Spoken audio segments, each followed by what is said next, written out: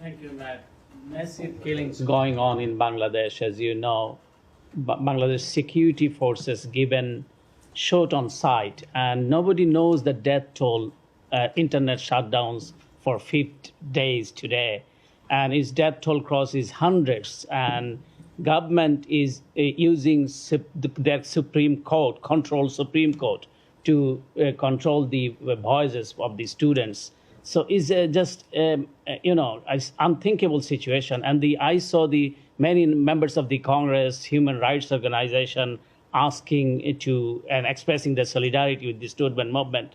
Nobel laureate Professor Muhammad Yunus urged the world leaders, including US and United Nations, to act promptly to rescue the Bangladeshi people and the democratic rights. So what is your comment on this? So we are closely following developments in Bangladesh. We continue to call for calm and de-escalation. We condemn all recent acts of violence in Bangladesh and reiterate our unwavering support for peaceful assembly.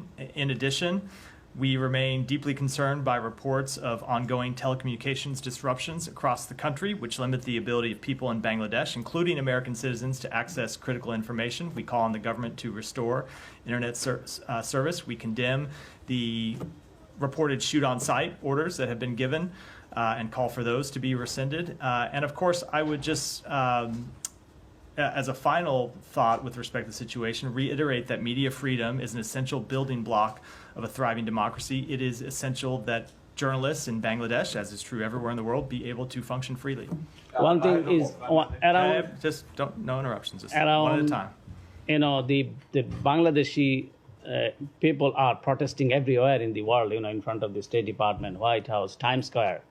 But the UAE, when they are protesting in the Dubai, some places in UAE, they sentenced 57 Bangladeshi for 11 years. Why they are protesting against their own government? So what is your comment? And finally, do you rely on Bangladesh regime as you are calling and urging they will entertain your call and urge?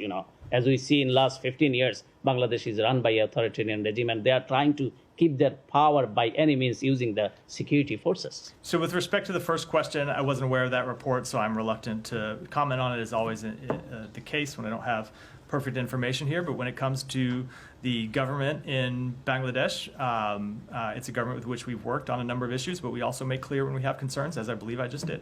One follow-up. Go ahead.